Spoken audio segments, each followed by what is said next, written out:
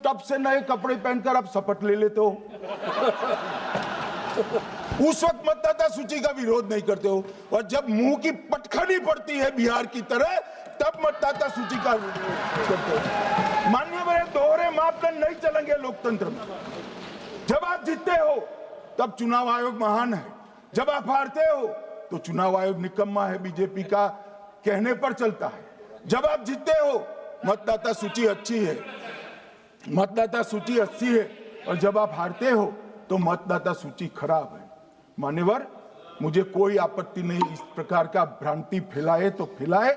मेरा दायित्व है कि इस देश की जनता को एक ड्यूअल स्टैंडर्ड की जानकारी देना, जो मैं आज इस सदन में खड़े होकर दे रहा हूं। मान्यवर, आगे पर भी मैं इस विषय को कहूंगा, और ढेर सारे आरोपों के मेरे पास जवाब है।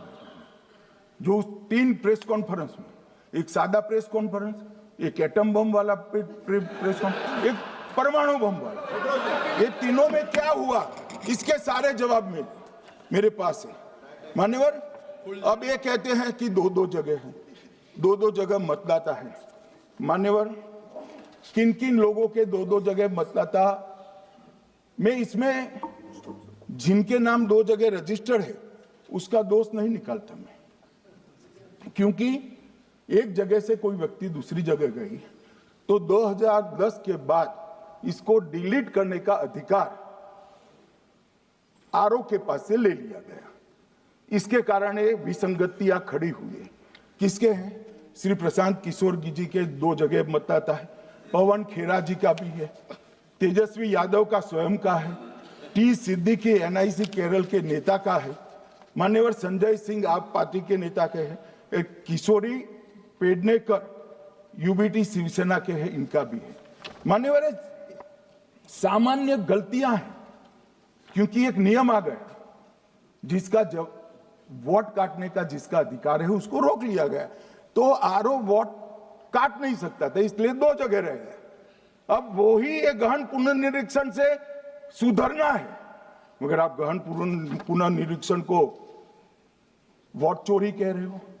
मान्यवर, वोट चोरी किसको कहते हैं वो मैं बताना चाहता हूं, और हमारे यहाँ कुछ परिवार ऐसे हैं जो पुश्तैनी वोट चोरी करते हैं। अच्छा, बोलिए आप। हाँ, बोले आप, बोले। हाँ, बोले आप, बोले।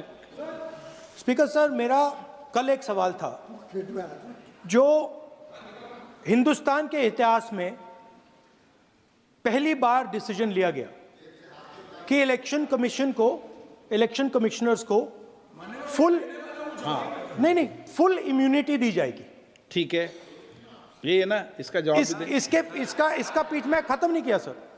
इसके पीछे जो थिंकिंग थी वो हमें सबसे पहले बताएं।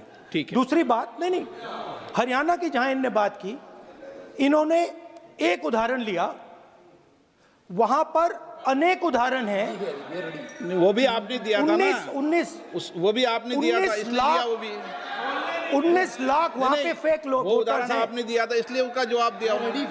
और ये भी हमें बता दीजिए, actually let us have a debate on my press conference.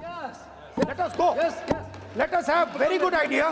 Let us have a debate on my press conference. Amit Shah ji, I challenge you to have a debate on the 3 press conferences. Please. ठीक है, बैठ जाइए, बैठ जाइए। माननीय, please माननीय, आपने बात की थी, प्लीज।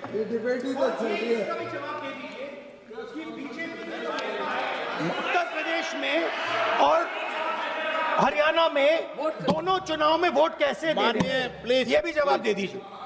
माननीय गृहमंत्री जी। मान्यवर, पहली बात मैं स्पष्ट करना चाहता हूं, मैं 30 साल से विधानसभा और संसद में जनप्रतिनिधि के रूप में चुनकर आता हूं। मुझे लंबा अनुभव है संसदीय प्रणाली का। विपक्ष के नेता महोदय कहते हैं कि पहले मेरी बात का आप जवाब दीजिए, मैं सुनना चाहता हूं। आपकी मुनसफी से संसद नहीं चलेगी, मेरे आप बोलने का क्रम मैं तय करूंगा, इस तरह से नहीं चलेगी संसद। मान्यवर, उनको धैर्य रखना चाहिए, मेरा जवाब सुनने का। इनकी एक बात का जवाब मैं दूंगा, मगर मेरे भाषण का क्रम वो तय नहीं कर सकते, मैं करूंगा क्योंकि मैं बोल रहा हूं। माननीय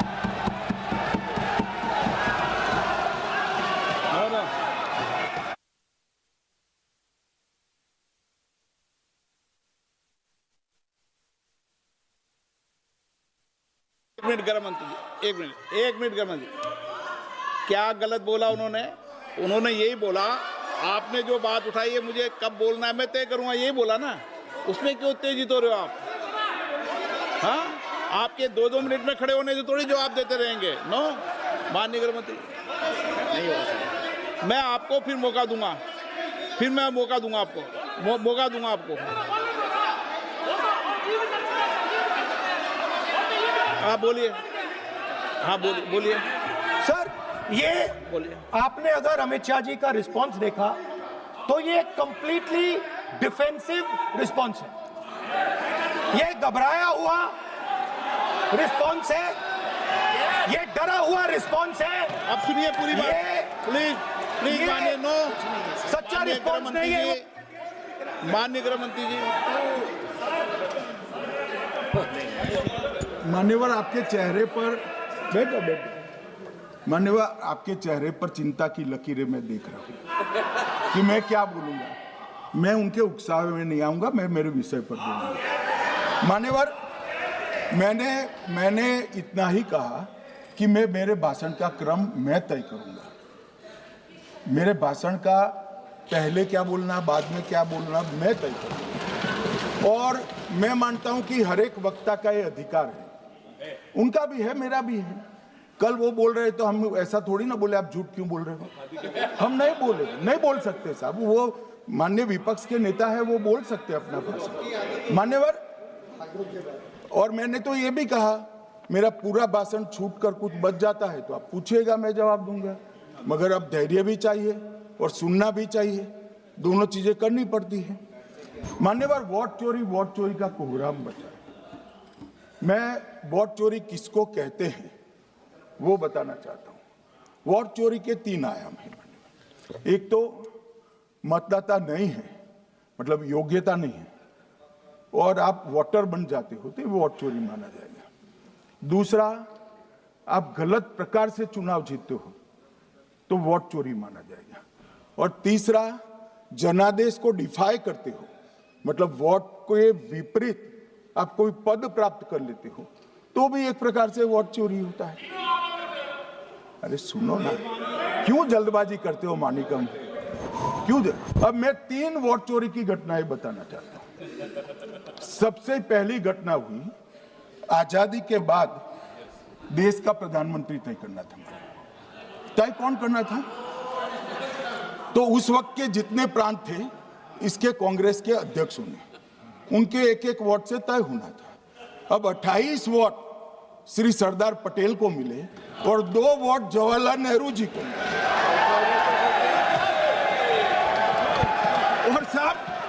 और साहब प्रधानमंत्री जवाहरलाल जी बने। मान्यवर,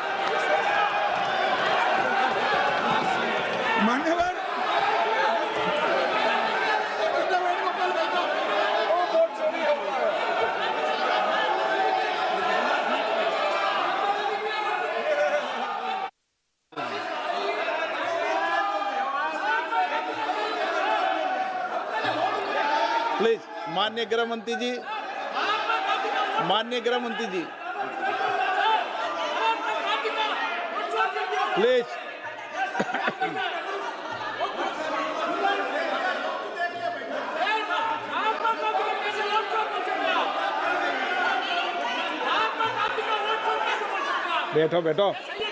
बैठिए माने, प्लीज।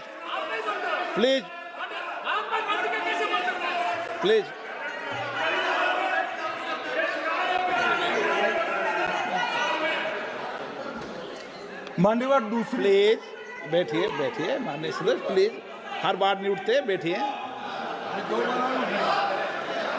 मान्यवर, दूसरे प्रकार की वोट चोरी और नैतिक तरीके से चुनाव जीतना, ऐसी वोट चोरी भी भूतकाल में एक बार हुई थी। श्रीमती इंदिरा गांधी रायबरेली से चुनी गई, इलाहाबाद हाईकोर्ट में श्री राजनारायण पहुंचे कि चुनाव नियमों के अनुसार नहीं हुआ।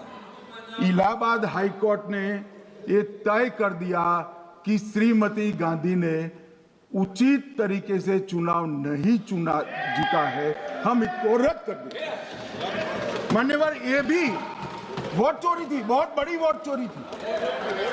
और उसके बाद में क्या हुआ? उसके बाद में वो वोट चोरी को ढकने के लिए संसद में कानून लाया कि प्रधानमंत्री के खिलाफ कोई केस ही नहीं हो सकता। मैं विपक्ष के नेता को कहना चाहता हूं, इम्यूनिटी की बात आप चुनाव आयोग की पूछ रहे हैं, इसका तो मैं जवाब दूंगा, इम्यूनिटी का। मगर ये इम्यूनिटी जो श्रीमती गांधी ने दी थी, इसके लिए आपका क्या कहना है? और उन्होंने तो स्वयं के लिए ले ली। उनका आरोप है। ऐसे नहीं चलता मान्यवर। आप जब बोले, जब 5-5 मिनट में उठेंगे क्या? ये मान्यवर, उनका आरोप है। आप भी बोले नौ गलत। 1-1 मिनट में सदस्य नहीं उठेगा ना। मान्यवर, उनका आरोप है कि सरकार ने बनाया तो लोकतंत्र ने बनाया, तो जो समय का केस था वो बताया है, आगे का तो बताया। मोदी जी को भी सब लोगों ने प्रधानमंत्री बनाया है भाई, आपकी कृपा से नहीं बने हैं। मान्यवर, मान्य तरीका ठीक नहीं है आपका, 2-2 मिनट में उठना। मान्यवर, विपक्ष के नेता ने कहा कि आपने चुनाव आयुक्तों को इम्यूनिटी दी। इनका आरोप सत्य नहीं है, मैं इसकी बात बाद में करता हूं। परंतु हमने तो चलो मानो चुनाव आयुक्त को इम्यूनिटी दी, श्रीमती गांधी ने तो अपने आप को इम्यूनिटी दी थी। और फिर जब ये संवैधानिक सुधार के वायरस चैलेंज हुए, तो वो केस जीतने के लिए 2, 3 और 4 नंबर के सर्वोच्च न्यायालय के जज को बाईपास कर चौथे नंबर के जज को चीफ जस्टिस बनाया और वहां केस भी जीत लिया। और मान्यवर, ये तो इतिहास है, कौन जुटला सकता है? इनको कोई पढ़ाता नहीं है इतिहास, ये तो इतिहास है, सर्वोच्च अदालत और संसद के रिकॉर्ड में रखा हुआ इतिहास है। इसके खिलाफ लल्लन सिंह जैसे कितने लोग पूरा जीवन लड़े बिहार में, इमरजेंसी के खिलाफ जेल में गए, लाखों लोग गए। और तीसरी वोट चोरी कहना चाहता हूं, तीसरी वोट चोरी का प्रकार मैंने बताया था कि योग्यता नहीं है और मतदाता बन जाना।